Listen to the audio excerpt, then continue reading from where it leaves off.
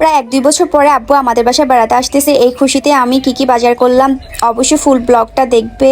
Hello, আসসালামু আলাইকুম guys, আশা করি সবাই ভালো আছো। তো আলহামদুলিল্লাহ আমিও ভালো আছি। তো আজকে আমার আব্বু আমাদের বাসায় বেড়াতে আইবো, তো সে তার আস্তে আস্তে প্রায় বিকাল হইব। তো যার জন্য আমি নিজের হাতে তাজা তাজা সবজি বাজার করতে আইছি। তো আরও অনেক কিছুই বাজার করছি, তাজা তাজা সব কিছু। ফ্রিজ ভর্তি তো সব কিছুই আছে, কিন্তু তারপরেও তাজা তাজা খাওয়ার মজাই আলাদা। তো আমার আব্বু যেহেতু আমার বাসায় আসবো, যার জন্য একটু সব কিছু তাজা তাজাই থাকতে হবে। বলো, এর আগে আমার আব্বু যখন আমার বাসায় বেড়াতে আসছে তখন দেখি যে সবজি ছাড়া আর কিছুই খায় না, মাছ মাংস। তো এবার ভাবলাম যে একটু আলাদা কিছু করা যাক। মাছ মাংস তো থাকবোই, তার পাশাপাশি একটু সবজি, অনেক ধরনের ভর্তা টর্তাও থাকবো। তো আব্বুকে যখন আমি কল দিছিলাম যে আব্বু আপনার পছন্দের খাবার কি খাবেন আপনি বলেন, আমি আপনার জন্য ওইটাই রান্না করবো।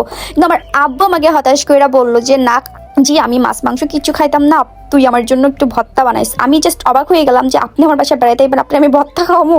বলে যে না জি, আমার ভর্তাই পছন্দ। আমি বুঝলাম না সে ভর্তা কেন খাইতে চাইছে। তো যাই হোক, যাক, আব্বু যেহেতু ভর্তা খাইতে চাইছে অবশ্যই আমি ভর্তা তো বানাইমই। আর অনেক ধরনের ভর্তা বানাইছি, আবার অত বেশি না, মানে যতটুকু পারছি আর কি অতটুকুই ভর্তা বানাইছি। এর মধ্যে আমি একাই বাজার করে আনছি, আমার হাজব্যান্ড অনেকটা বিজি, তো সে আমাকে বাজারের কাছে নামাই দিয়ে একটা ভালো দেখে অটোরিক্সা ঠিক করে দিছে। ওই অটোরিক্সা মামাই হলো গিয়ে এই মাছগুলা কিনা দিছে, মাংস টাংসগুলা আনাইছি তারে দিয়া। আর শাকসবজিগুলো আমি নিজের হাতেই কিনছি।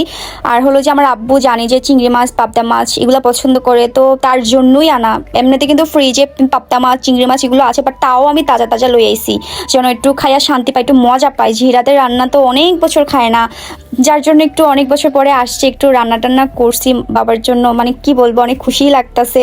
কখন আইবো ওয়েট করতেছি। তো তার তো আসেই না, সে আসতেছেই না। তার হলো যে অনেক জ্যাম, এখন তো বাংলাদেশের মধ্যে অনেক জ্যাম, মানে কি বলবো, রাস্তাঘাটে খালি জ্যাম আর জ্যাম। তো যাই হোক, এখানে হলো যে আমার বইনও আমারে হেল্প করতেছে, এই পাশে আমার হেল্পিং আন্টি সেও আমাকে হেল্প করতেছে। সবাই দেখো শাক বাছা নিয়ে বিজি, অনেক ধরনের শাক আনছি।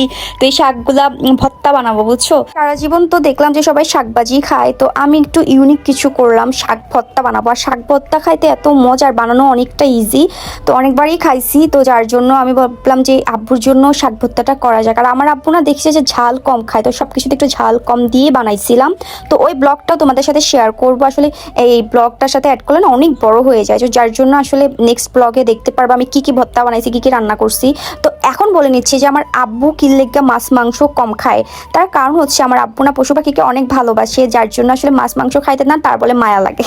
আমার মতো আর কি, পশু পাখি অনেক পছন্দ করে। একদম যে খায় না তা না, খায়, মাঝে মধ্যে খায়, বেশিরভাগই শাকসবজি অনেক পছন্দ করে। তো আজকে ব্লগটা এই পর্যন্তই, নেক্সট ব্লগে দেখাবো কিতা রান্না করছি। আর গাইস অবশ্যই কমেন্ট করে জানাবা ভিডিওটা কেমন লাগলো। আর সবাই ভালো থাকবা, হ্যাঁ, আল্লাহ হাফিজ।